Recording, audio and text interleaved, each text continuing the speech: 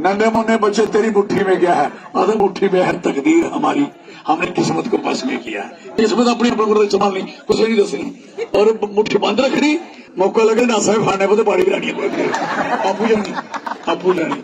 फिर इसी को नारा नारा छोड़िए, मैं बोल रहा शाही डुकर।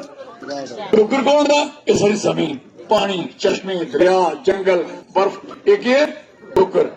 डुकर का मतलब सारी मां जमीन, या पहले मां दी जाए फिर डोगरे हुई है सारी सारी। ये डुगर लेके रहेंगे 371, लेके रहेंगे बुला के रहेंगे जम्मू से, बुला के रहेंगे साडा हक, साडा हक।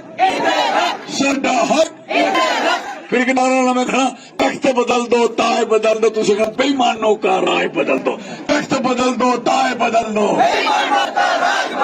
तख्त बदल दो ताए बदल दो, तख्त बदल दो ताए बदल दो। ये डुग्गर डोगरा स्वाभिमान संगठन पार्टी और शॉर्टकट है DSSP के DSSP। जय डुग्गर।